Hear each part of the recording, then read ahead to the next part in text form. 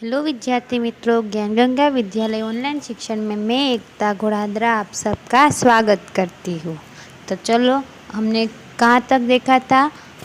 कुलस्य आचार्य में यानी कि कुल की परंपरा, उसमें हमने देखा था कि चातक पक्षी का शिशु वह अपने कुल की परंपरा तोड़कर तालाब का पानी पीने के लिए निकल जाता है और वहाँ रास्ते में वो किसान के घर के सामने रुकता है और उनकी बातें सुनता है। वो किसान का बच्चा क्या कहता है अपने पापा को कि उसे एक धन की पोटली मिलती है, पर पापा की दी हुई शिक्षा और कुल के आचार के कारण वो धन की पेटी वहीं पे छोड़ के आ जाता है। उसका चातक पक्षी के शिशु पर क्या असर होता है, देखते हैं। चातक शिशुः सर्वशृणोति स विचारयति अहो मरणासस्य वृद्धस्य तत्पुत्रस्य च स्वीकर्यं कुलाचार्यं पालयितुं कीदृशी श्रद्धा अहं तु कुलाचारं न पालयन्ति वयं मेघजलमेव पिबाम इति अस्कामं कुलाचारः तमः तस्य किन्तु पर्वते एतः अनुचितमस्ति। तो इसके पहले शब्दार्थ देखते हैं। विचारयति यानी कि विचार करता है।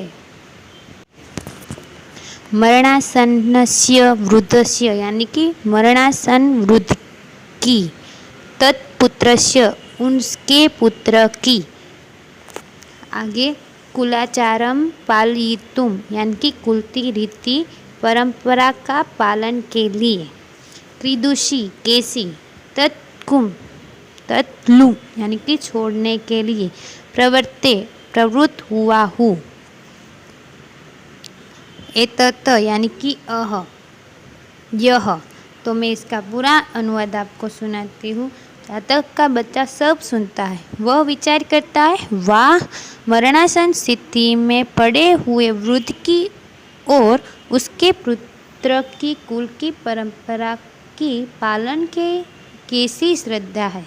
मैं तो कुल की परंपरा का पालन नहीं करता हूँ, हम बादल का पानी पीते हैं, यह हमारे कुल की रीति है। मैं उसको त्यागने के लिए तैयार हुआ हूँ, यह तो अयोग्य है। तो जो बात उसने सुनी किसान के पुत्र की और किसान के बीच की, तो उसे ऐसा एहसास होता है कि हम तो मेघ का पानी यानी कि बादल का पानी ही पीते, तो मैं तो अपने कुल का त्याग करने जा रहा हूँ, ये तो अयोग्य है।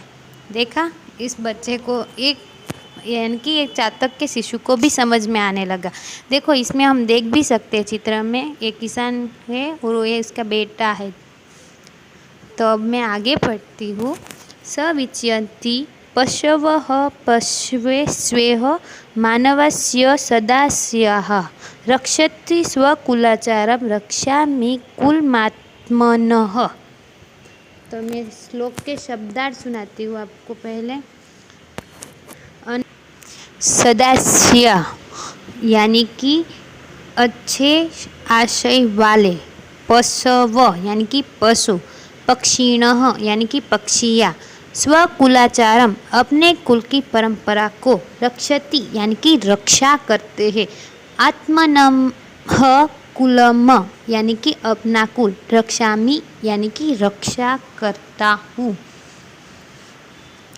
आगे मैं उसका पूरा अनुवाद आपको सुनाती हूँ।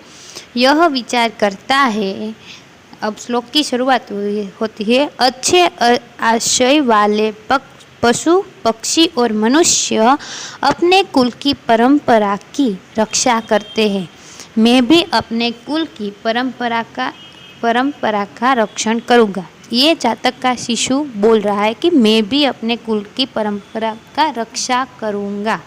तो चलो आगे वो क्या करता है। एवं विचयन्ति सह मातरं प्रत्याग गच्छति सर्ववृत्तात्व च कथति माता संतोषं मनुभवति शिशवे च आदिर्वास ददति अल्पे एव काले मेघवृष्टि भवति मेघजल पीत्वा चातक शिशु तुष्या साम्यति तो चलो इसके हम पहले शब्दार्थ देखते हैं। एवं यानी कि इस प्रकार। आगे है विचयन्ति यानी कि विचार करके। मातरम यानी कि माँ के पास। प्रत्यागच्छति यानी कि लौटता है। सर्वममृतान्नम यानी कि संपूर्ण समाचार। संतोषम अनुभवती यानी कि संतोष का अनुभव करती है। आशीर्वादम यानी कि आशीर्वाद। दादती यानी कि देती है। अल्पे एव काले यानी कि थोड़े ही समय में। मेघवृष्टि यानी कि बरसात। मेघ जलम यानी कि बादल का पानी। पीत्वा यानी कि पी करके। तृष्या शाम्यति यानी कि प्यास बुझ जाती है या फिर प्यास शांत हो जाती है। तो चलो पूरा अनुवाद बोलती हूँ। ऐसा विचार करके वह माता के पास वापस लौटता है और संपूर्ण हकीकत कहता है। माता संतोष का अनुभव करती है और बच्चे को आशीर्वाद देती है। कुछ ही समय में वर्षा होती है। बादल के पानी को पी करके चातक के बच्चे की प्यास शांत हो जाती है या फिर प्यास बूझ जाती है। तो देखा बच्चों कैसे इस चातक के शिशु ने अपने कुल का रक्षण किया, यानी कि कुल की परंपरा को जारी रखी। वैसे ही हमें भी हमारे कुल की जो जो परंपरा रीति रिवाज है उसका पालन करना चाहिए, उसकी रक्षा करनी चाहिए और कुल के अनुसार ही हमें अपना वर्तन रखना चाहिए। तो इसी के साथ हमारे पाठ की संपूर्ण होते। थैंक यू बच्चों।